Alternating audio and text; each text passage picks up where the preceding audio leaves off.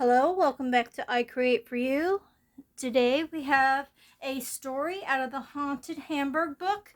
It's not one that we can go visit, but I thought it was an interesting one nonetheless. I'm going to get you guys set up here the best that I can. And I apologize that as much as I want to do more of these stories out and about, I may not be able to, only because yesterday or last night we went to try some magnet fishing in the river out back, and someone had built a dam, like a dam wall of rocks, and it made the area that you would normally be able to walk through rather easily a little bit more crazy because it was a lot deeper. And with the water rushing through there, these are all my excuses for my fumbling.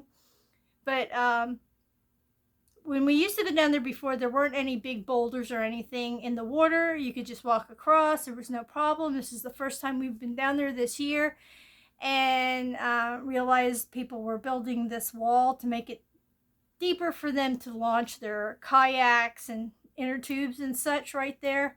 And in doing so, there were 3 big boulders on our path. Mark was ahead of me, and I went to walk behind him, and he was just about to tell me, be careful, and that quick I was in the water. My foot had slid between 2 boulders, and when I went to lift it up, it caught up underneath there. I went forward, smashed my knee off one of the boulders, had my phone underwater, and it didn't work after that. And also, it worked a little bit. I was able to record a little bit of the whole magnet fishing, but it was muffled, so you could tell that it had a little bit of water in it. By the time we got back home, my foot really hurt really bad, and I was like, it was worse than my knee, and my knees are already bad. I have one replacement, and the other one needs to be replaced, and I had a knot on that one from hitting the other boulder.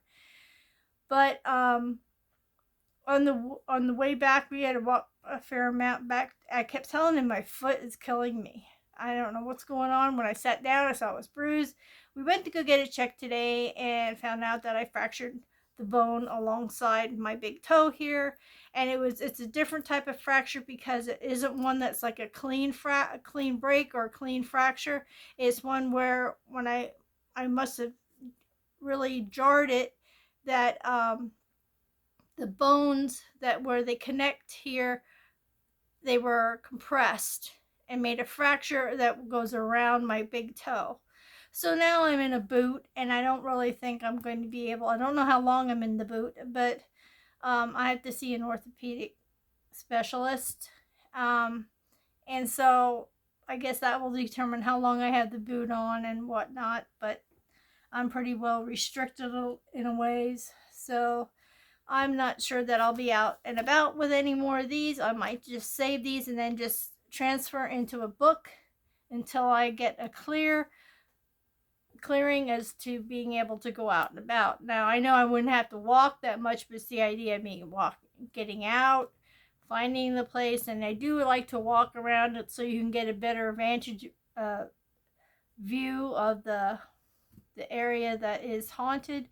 So it's a little much right now, but I will get back in here. I'm going to do one more story in here, and today it's called, actually they don't have anything written here, but it was, we were going to go to the Charlottesville Hotel for the next one. We didn't make it there, but I will read another one that's in that area. And Charlottesville is not too far from us. I'd say it is maybe 4 miles, I'm guessing. Not too good with that, but we'll see what happens with this one. I'm going to do a little sketch of this one. It's about the wild man. And I don't know if they were really talking about Bigfoot in this one, because it doesn't, for what happens in this story, It doesn't seem like it's a Bigfoot. It seems like it's an actual wild man, feral man in the forest. The forests that draped the Blue Mountain north of Charlottesville were said to have been the lair of what local folks called the Wild Man. The story was told at the turn of the 20th century when a group of hunters trekked deep into the woods in search of the stout, plentiful deer that roamed the hills. The men were veterans of many expeditions into the forest, so they were quite familiar with the tracks of the deep woods. They undoubtedly knew that the mountain was, at one time, home to wolves, mountain lions, lynx, and many more species that had been driven to extinction in that area. But one of the set of footprints they came upon on that particular hunting trip defied identification and presented a challenge to the sportsmen. Inasmuch as they sought the mysterious prey with large, human-like feet, no quarry could be found. A few days after this first safari, one of the men decided to return to the same spot to try his luck at locating this strange animal. The hunter positioned himself so he could survey the immediate area and awaited the arrival of the baffling beast. The sun had set, and the forest was changing its scenario and cast of characters for its twilight show. Suddenly, the solitude of the evening was disrupted by the rustling of freshly fallen autumn leaves. Something was approaching. He knew it was not a deer, wrote folklorist Dr. Alfred L. Shoemaker in a contemporary account. He took aim, but before he could pull the trigger, the animal was upon him. From his back it tore its hunting pouch, and in a second the mysterious animal was gone. Then there was silence. Later, the man described his attacker as human-like, but much larger, more fierce, and beastly. Within days, the man and others returned to the site of the attack, but there was no further activity from within the woods and no sight of the mysterious creature. The following spring, Henry Fink, while hunting, came to a large spring. Dr. Shoemaker continued, heading toward it for a drink of cool water, he spied a strange form in the bushes. It was shaped something like a human being, only it was much larger. Frightened, Fink carefully retraced his steps, and once out of sight of the creature, he rushed home. As word spread about this so-called wild man, hunters and hikers from near and far took to the woods in an attempt to catch a glimpse of the elusive being. No more sightings have ever been reported. Still, the story has been preserved through the years and has taken its place as one of the most interesting legends, or is it mere legend, of Berks County's own North Woods. So that's pretty interesting. And like I said, in that story itself, it doesn't portray him like a Bigfoot, although they do call that a wild hairy man. I'll get you guys in a little bit. So, yeah, there's also always a debate about what Bigfoot actually is. Is he paranormal? Is he, and the reason they say paranormal, like being able to shift through dimensions, which I think is totally absurd in my opinion, but that's just my opinion. And is he more like an animal, or is he more human, or is he a little bit of both? My opinion, a little bit of both. Not to say that that is his DNA makeup, but more or less in his adaptability and his, how can I put it, anatomy. I don't know how to explain it, but my opinion is he may be more man-like, but have animal characteristics, and so that he could adapt to his surroundings and what he has to encounter and how he has to survive. And that's just my opinion. So I'm going to make this look kind of creepy. Of course, I'm going to do that. So we'll see what we can come up with. So I am so sorry about not being able to actually go out and about to look for these different areas in this book that are haunted at the moment. I was very upset. I'm not one person to sit down. I hate that. I'm always on the move, and Mark was a little bit worried about that because he's like, "Oh, she's always moving away." And you know, the lady, the practitioner at the urgent care told me, you know, you gotta calm it down for a little bit. And I'm like, "Oh man, that's gonna be tough," because I know I have an issue with that. I have an issue with sitting still for too long.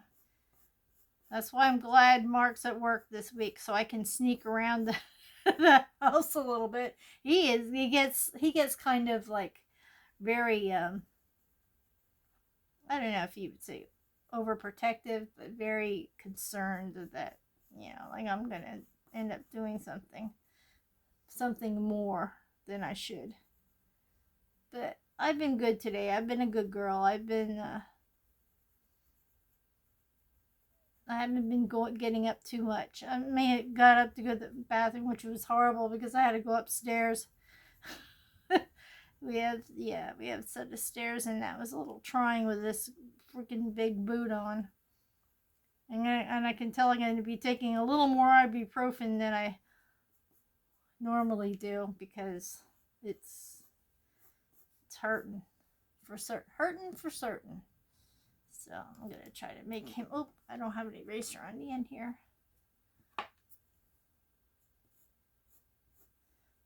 That's his hair coming down through there. I'll make his cheekbone area. And make his nose.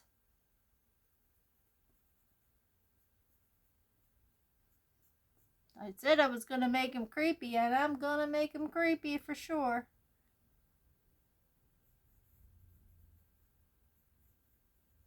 I wouldn't know what to do if I ran into someone like that. But he seemed to be a little bit in the story. It seemed that he knew what he wanted from that guy. So whatever he got off of that guy's back, he probably used it to help him survive. And it's sad. It's sad to know that, you know, that could still be going on today because of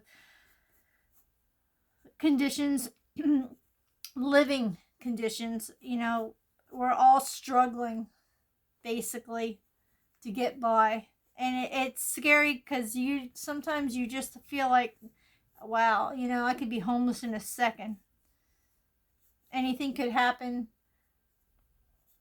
that could make us have to fend off the land and such. And I feel like if I'm gonna have that happen to me, I want to be in an area that doesn't have freaking cold weather and have to deal with that. I would rather, in that case, have a warm climate so I know I can grow stuff to eat and kind of thrive that way, which would be a lot easier than in the winter time. But you know, a lot of people aren't like that. They would rather have it cold. But no, not me. I'm a tropical kind of person. Now I'm gonna make this look so out of the touch with the way I'm making him look, but I'm gonna do that because I like doing creepy stuff. So these are his hands.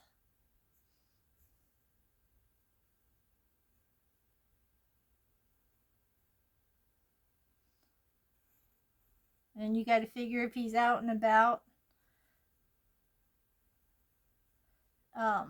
he's got to have some kind of long fingernails.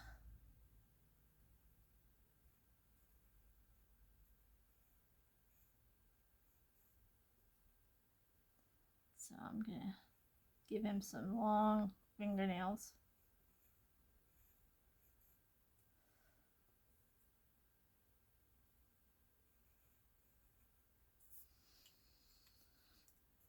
And that's that hand. Is he creepy enough for you?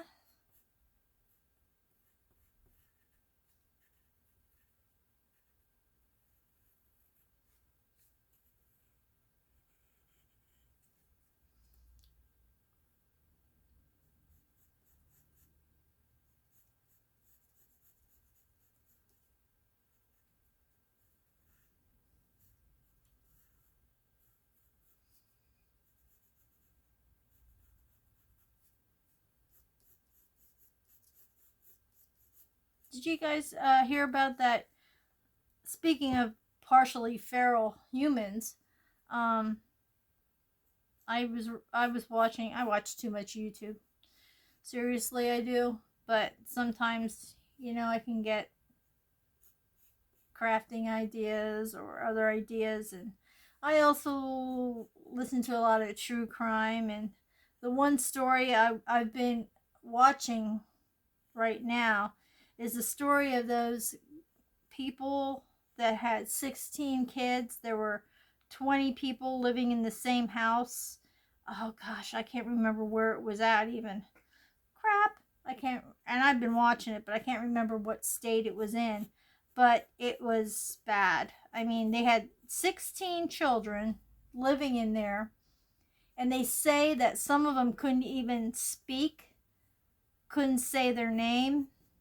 And what I was saying about the wild man here adapting, just like Bigfoot, that would adapt to their surroundings and their body. My opinion is their body would uh, be proportioned and look as though how they would have to survive whatever elements they're in. And these kids developed dwarfism because of their surroundings. Nobody around where they lived even knew that there were 16 kids in there. And I think the oldest is 16 or 17. I'm not sure. But this lady was like perpetually pregnant. She actually got married to the guy who's the father of these children. Now she lived with him and the in-laws. So these were the father's parents, and so the grandparents, those two adults, and the parents themselves all lived in this house. So there was 20 people living in this house, and they said that they basically the house was bad. There was supposedly no running water, and the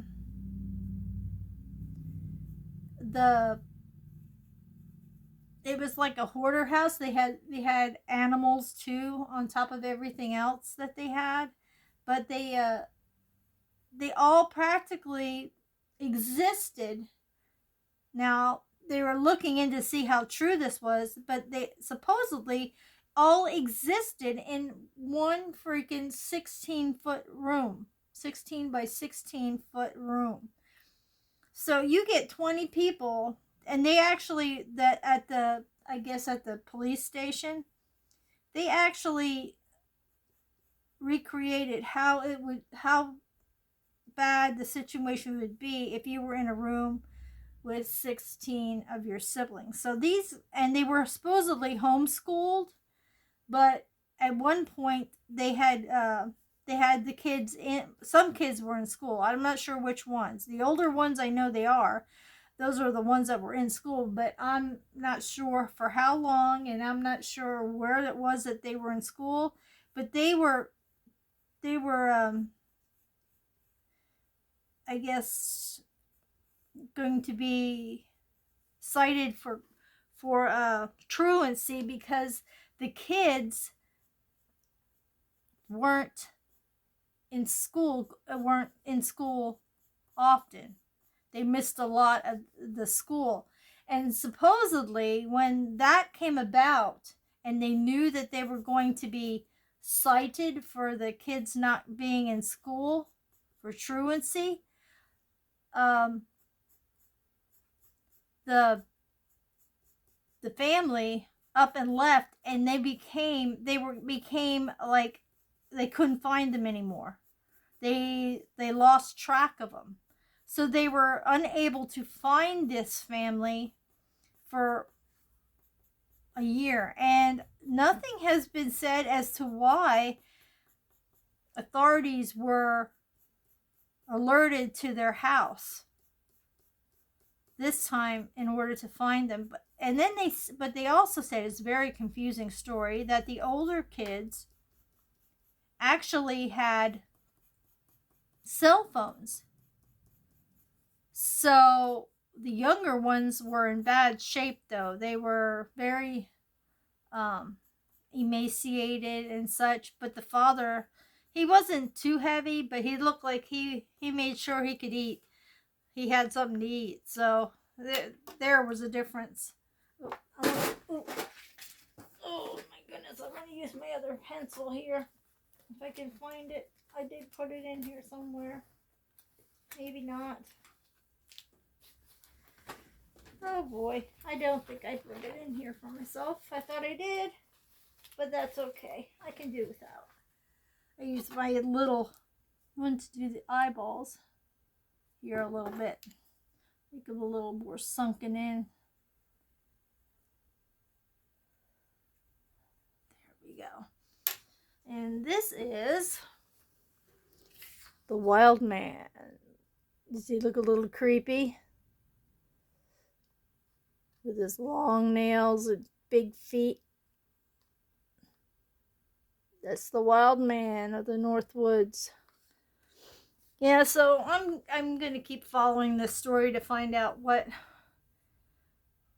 happened, how they got to go to that place. And the kids right now, they said they had a life flight, one of them, because if they wouldn't have gotten there in time, that child would have passed. She had a set of twins, I believe, that didn't make it, and she's pregnant again, and they're all in jail. The father, except for the grandfather, they said he had dementia or some sort of thing. He had a few strokes. Family members who knew of them, and their history, said the grandfather had a few strokes, which he was being wheeled in a wheelchair, but they didn't put him in jail. They actually have him in a facility somewhere because he's not understanding what's going on. He's not recognizing people, and he's not understanding what's happening. So the only three that are in jail at this time is a grandmother, mother, and father. And they're young. They're in the mom and dad are in their 30s, and supposedly she's pregnant again. So, and she wasn't even, when they put her, I don't know if anybody's seen the story, but when they took them to the jail, the mother was the only one that was not in handcuffs. The father was in leg cuffs, belly chain around the stomach, and in handcuffs. And the grandmother was handcuffed in front, but she had no leg shackles or anything like that. So yeah, it's a real interesting story. If you haven't checked into it, it's the Cider family, and I just can't remember where it's out of, but you got to check it out. And there's a lot of where people went in there, snuck in there, and did a walkthrough of what the house looked like. It was nasty, roaches. It was just feces everywhere. It was just nasty conditions. And they were bringing another one into the world. Anyway, enough of me yapping. Thanks so much for stopping by. And like I said, I'll be picking another book that I have, and we'll go through that book. And I'll be back to sitting and sketching for a little while until I can get back out there. Hopefully I can get back out there and be able to go out and do some more boots on the ground hauntings, haunted places, And if not, well, we always have next year, right? If you hang out with me, there's something to look forward to. Thanks so much for stopping by today. Please give me a thumbs up. Subscribe if you haven't. And if you have, thanks for sticking around. It means so much. And stay happy, healthy, creative, colorful, creepy, because I like creepy. And you must too, because you're here with me. I'm bringing you over to the creepy side. And stay kind to one another. And you matter. And it matters how you treat others. Thanks so much. Hope to see you in the next video. Bye-bye for now.